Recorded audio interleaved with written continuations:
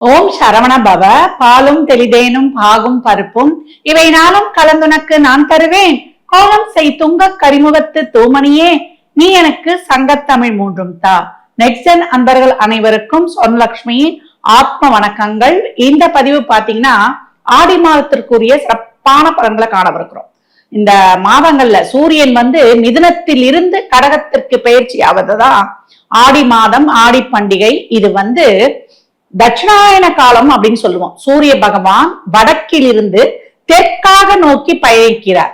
அயனம் என்றால் பயணம் என்று பொருள். இந்த ஆடி மாதத்திற்கு ரொம்ப விசேஷம்.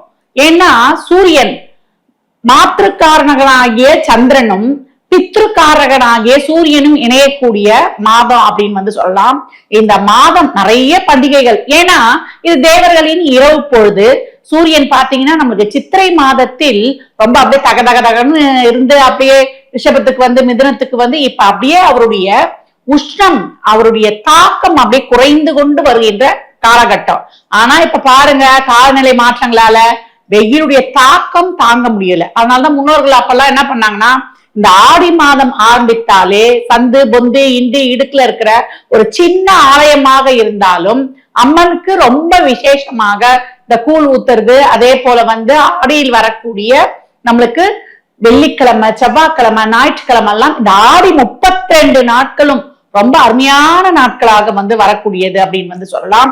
இதுல பாத்தீங்கன்னா இந்த காலகட்டம் நம்மளுக்கு இரவு பொழுது நீண்டு இருக்கும், பகல் பொழுது குறுகி இருக்கும். சூரியனுடைய அந்த ஒரு வெளிச்சம் தான் நமக்கு ரொம்ப. சூரியனும் சந்திரனும் தான் ஒளி கிரகங்கள். அவங்கள ரெண்டு பேரும் மட்டும்தான் நம்ம நேரடியா பார்க்க முடியும். அந்த சூரியன் இந்த காலகட்டங்கள்ல நீர் ராசியான கடகத்திற்கு வரும்போது அந்த நம்மளுக்கு அந்த வலிமை குறைஞ்சிடறாரு இல்லையா, அப்படியே படிப்படியா.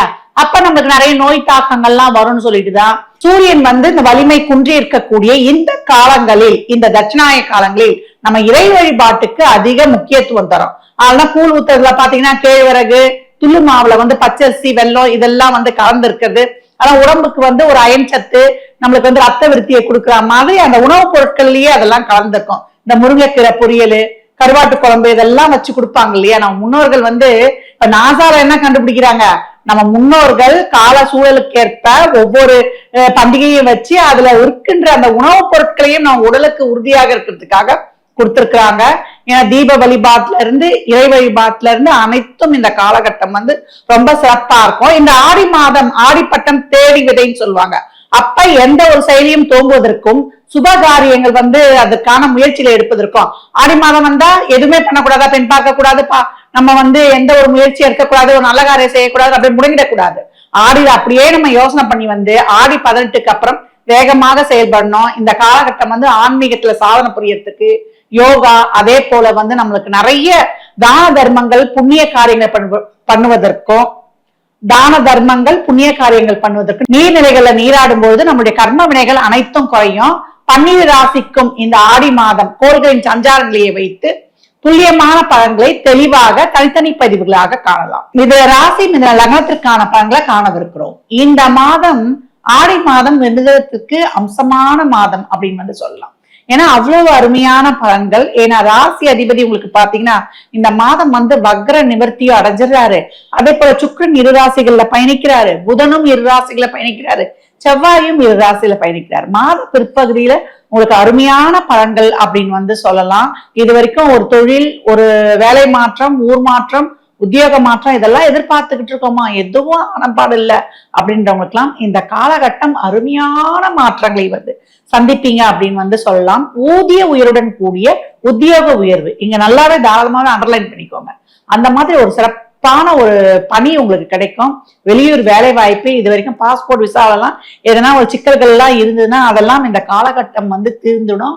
ஒரு சிலருக்கு திருமணம் சார்ந்த விஷயங்களை இழுபறியாவே இருந்தது அப்படின்னா இந்த மாதம் அதற்குரிய முயற்சிகள்லாம் உங்களுக்கு ஒரு சிறப்பாகவே கை கொடுக்கும் அப்படின்னு சொல்லலாம். கணவன் மனைவி கிட்டேயே ஒரு பிரச்சனைகள்லாம் இருந்ததுன்றவங்க எல்லாம் இப்ப பேசி தீர்த்துக்க கூடிய ஒரு அருமையான வாய்ப்பு. தொழிலில் ஒரு ஸ்திரத்தன்மை, ஒரு சிலதான் ஒரு டெம்பரவரியா செஞ்சுக்கிட்டு இருக்கிறீங்க, இந்த கம்பெனில எத்தனை காலதான் ஓட்ட போறேன் அப்படின்னு. ஏன்னா அவங்களை பொறுத்த வரைக்கும் 7-10க்குரியவரே குருவா வந்துருவாரு. சனியும் இப்ப அந்த இடத்துல இருக்கும்போது ஓடி ஓடி உழைக்கிறேன், யாருக்கு தான் கொடுக்குறேன் அப்படின்ற மாதிரி இருக்கும். ஊருக்கு கொடுக்குறேன்ல, யாருக்கு தாங்க கொடுக்குறேன், ஓடி ஓடி உழைக்கிறேன், கையில ஒரு நயா பைசா இல்லை அப்படின்னு சொல்லி ஒரு மன விரக்தி இருந்தவர்களுக்கெல்லாம் இந்த காலகட்டம் அருமையான தனவரவு அப்படின்னு சொல்லலாம். ரொம்ப அருமையா இருக்கும் இந்த காலகட்டம். ஒரு கூட்டு தொழில் பண்ணுவது, இல்ல ஒரு புதிய ஒரு என்டர்பிரனரா ஒரு புதிய முயற்சிகள், கிளைகளை உருவாக்குவது, இதெல்லாம் ரொம்ப சிறப்பாகவே இருக்குன்னு சொல்லலாம். மாணவர்கள் நல்லா தெளிவாகவே பயணிப்பீங்க அப்படின்னு சொல்லலாம். உங்களுக்கு நிறைய கான்பிடன்ட், தன்னம்பிக்கையோட விடாமுயற்சி விஸ்வரூப வெற்றின்னு ஒரு எக்ஸாமா இருந்தாலும் சரி, இல்ல ஒரு கோர்ஸ் எடுக்கிறதா இருந்தாலும் இல்ல சரி, ஒரு ஹாஸ்டல்ல தங்கி படிக்கிறதாக இருந்தாலும் சரி, இல்ல நீங்க நல்ல ஒரு எதிர்காலத்துக்கு தேவையான ஒரு தொழில்துறை கல்வியா இருக்கிறீங்கன்னா கூட எதுல நீங்க தடம் பதிக்கணும்னு நினைக்கிறீங்களோ அதற்கான அனுகூலமான ஒரு சூழல் இந்த காலகட்டம் உருவாகும் அப்படின்னு சொல்லலாம். உடல் ஆரோக்கியத்துல ரொம்ப கவனமாக இருக்கணும். ஏன்னா இந்த காலகட்டம் செவ்வாய் சனி பார்வை, சனி 3ஆம் பார்வையா வேற பாப்பாரு. அதனால ஆரம்பத்துல கொஞ்சம் உடல்ல ரொம்ப ஒரு சோர்வா, ஒரு தசைப்பிடிப்பு, தோள்பட்டை, கழுத்து வலி இதெல்லாம் இருக்கிறதோ, வாயு தொல்லை, நீங்க நிறைய இந்த பருப்பு சார்ந்த உணவுகள்லாம் எடுத்துக்கொள்ளும் பொழுது நல்லா பெருங்காயம் இதெல்லாம் போட்டு நல்லா இந்த காலகட்டம் உணவுல அதிகப்படியான கவனத்தை எடுத்துக்கொள்ள வேண்டும் அப்படின்னு சொல்லியாச்சு. இப்ப நீங்க ஒரு பிரயாணம் பண்றீங்க, அதே போல நம்ம ஒரு பைக்ல வண்டியில எல்லாம் போறோம்னா ஒரு பார்த்து போன இளைஞர்கள் இந்த சாகசம் செய்யக்கூடாது. ஸ்கிட் ஆகி சிராப்பு காயத்துல இருந்து ஒரு வண்டி வாகன விபத்துகள் ஏற்படக்கூட வாய்ப்புகள் அதிகமான காலகட்டம். தசா புத்தி கொஞ்சம் சிறப்புலாம் இல்லைன்றீங்கன்னா கொஞ்சம் அமைதியாக கடந்து விடுவது இந்த காலகட்டம் ரொம்ப சிறப்புன்னு சொல்லலாம்.